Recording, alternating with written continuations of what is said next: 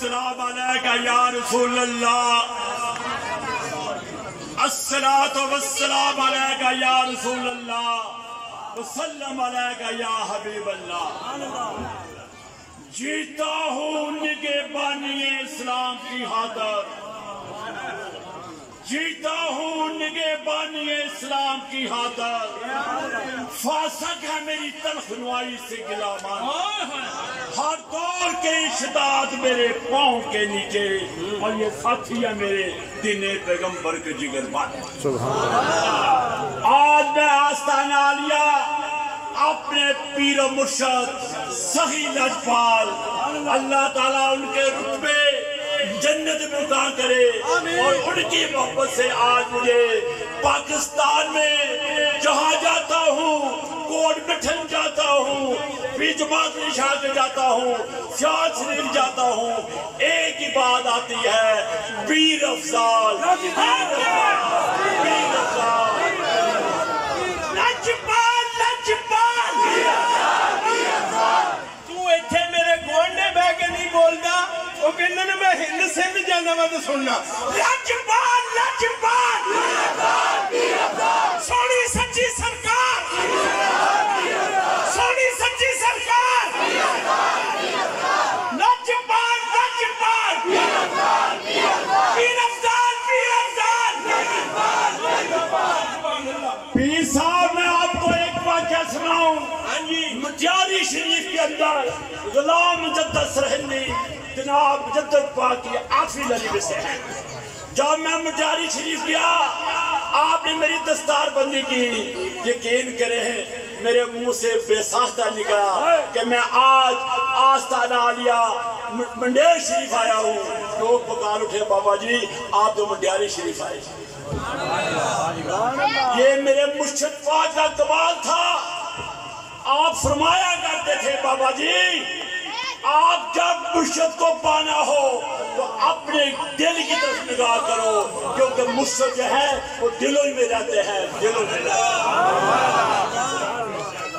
میں بیسیکلی ایک سیاسی کارکن ہوں میں پیر صاحب کو آج بتا دوں جب طریقے ختم نبوت قومی اسمبلی میں پیش ہوئی علامہ شاہ بندرانی میں پیش کی تو اس وقت میں 16 سال کا بچہ قومی اسمبلی کی لابی میں بیٹھا ہوا تھا میرے دوستو میری زندگی ساری نظام مصطفیٰ کا مجموعہ ہے اور وہ بھی اسی دس سے آیا ہے میں آپ کو ایک آواز سرکار کا اولاد ہے ایک وہ بات کروں گا ایک اپنے پیر و مرشد کی کرامت بیان کروں گا میرے دوستو واقعہ یہ ہے کہ ایک بادشاہ یمن سے چلا تو وہ حجاز کی طرف آیا جب وہ بادشاہ چل رہا تھا مکے سے گزرا مدینے کے پاس آیا تو کیا دیکھا ایک بہت بڑا کنواں ہے چشمہ ہے پانی کا اور کچھ کھجور کے درخت ہیں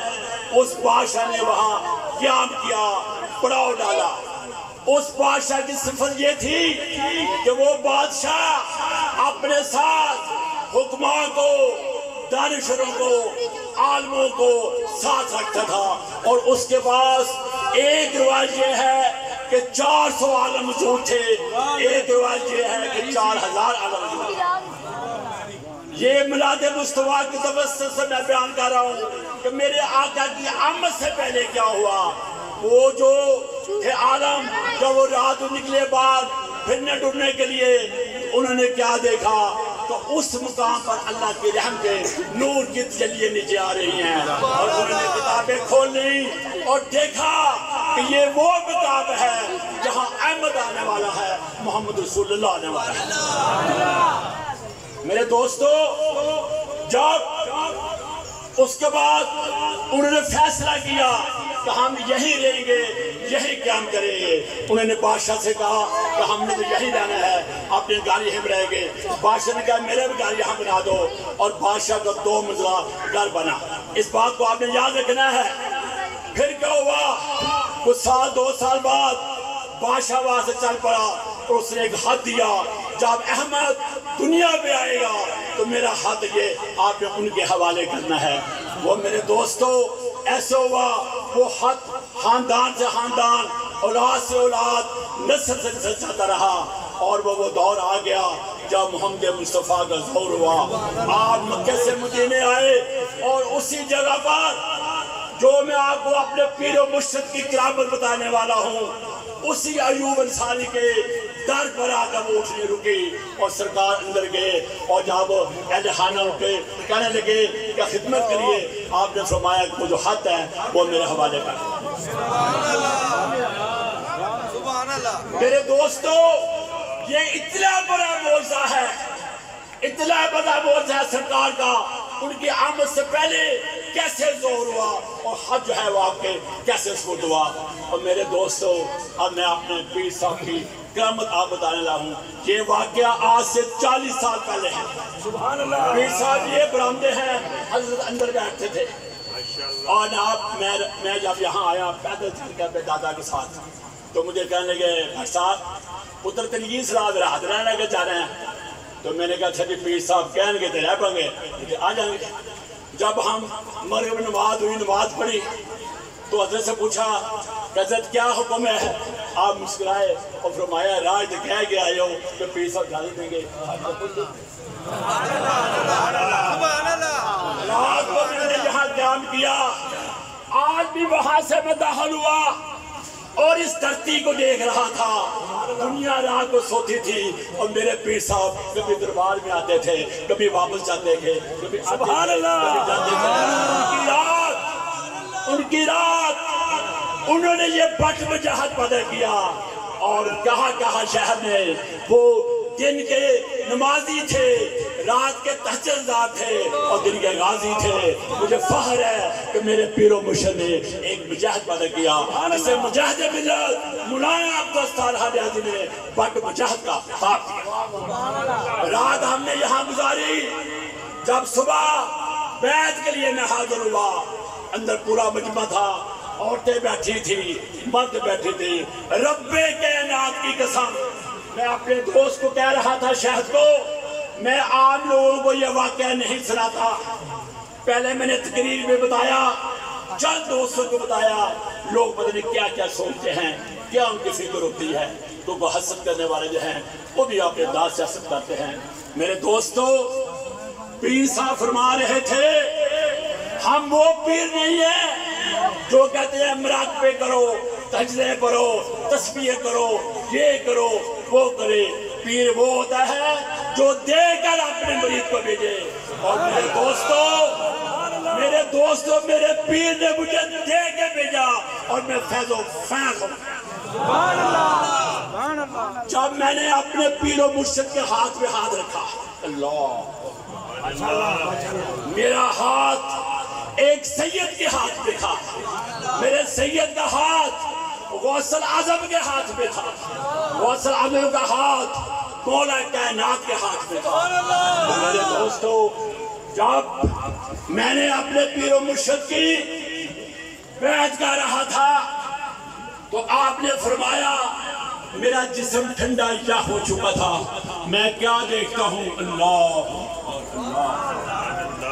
ایک سواری آ رہی ہے جس میں سرکار کائنات سوار ہے، دنیا کھڑی ہے،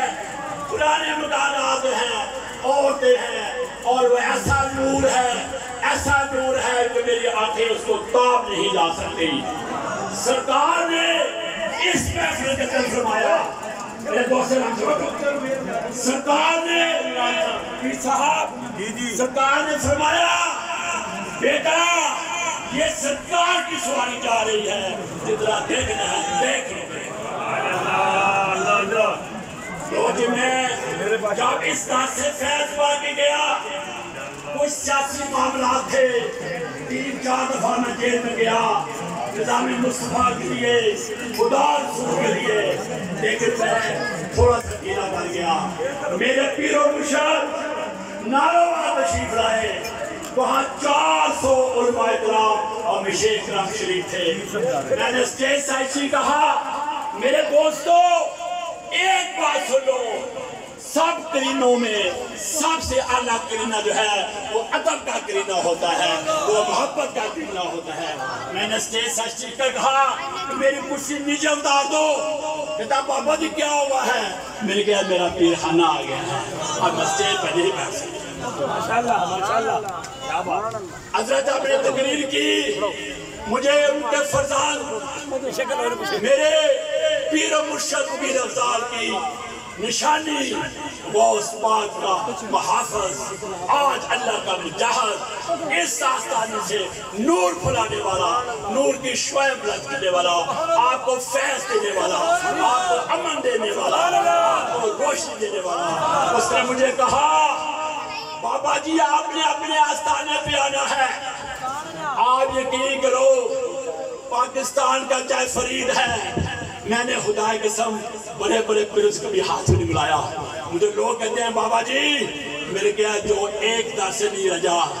جسے ایک در سے فیض نہیں ملا اسے کہیں سے فیض نہیں مل سکتا۔ تو مجھے پیر نے حکم دیا کہ آپ نے مڈے شریف آنا ہے، اپنی بات کو میں اختتام کروں۔ جب میں اس آستانے پہ آیا اللہ لوگوں کو فیض بھی ملا، مجھے وہ فیض ملا، وہ کرامت ملی۔ جب بیان کرتا ہوں تو میرے ہاتھ چومتے ہیں، لوگ میری محبت میں کھڑے ہوتے ہیں۔ تو میرے پیر و مرشد نے مجھے میری دستار مجھے دی، میرے گھر پہ کہا کہ بابا شفیق بات تم اللہ کے مجاہد ہو، ایک سیاسی کارکن ہو۔ مجھے وہ شعر یاد آ گیا کہ میرے دوست میں ابھی ہارا تو نہیں، میری دستار پڑی ہے میرے ساتھ کے ساتھ، وقت خود بتائے گا، وہ مرتے نہیں تو زندہ رہتے ہیں۔ آج میرا پیشوا کردار کے ساتھ ہے اور میں اس آستانے کی شمع پورے پاکستان میں پھیلا رہا ہوں۔ میں نے کہا اسے پی جماعت شاہ کے بیٹے کو 3 ٹوپیوں میں لگائی تھی، منور شاہ کو تصویر اتارے تھے، ادا بابا جی آپ کا کام بن گیا، اور میں بابا جب تو نے میرے ساتھ ہاتھ ملایا تو تیرا کام بھی بن گیا۔ لاجپال لاجپال لاجپال لاجپال لاجپال لاجپال میرے پیر و مرشد نے ایسا مسکرایا، سبحان اللہ، ایسا جبہ دیا، سبحان اللہ، ایسی خلوت دی، سبحان اللہ، ایسی دستار دی۔ اور جب وہ مسکرا رہا تھا تو میں کیا کہہ رہا تھا کہ اے گنجے تیری زندگی پہ دل ہلتا ہے تو ایک تبسم کے لیے کھلتا ہے۔ اے گنجے تیری زندگی پہ دل ہلتا ہے تو ایک تبسم کے لیے کھلتا ہے۔ گنجے نے کہا اے بابا تبسم اس جہاں میں کسی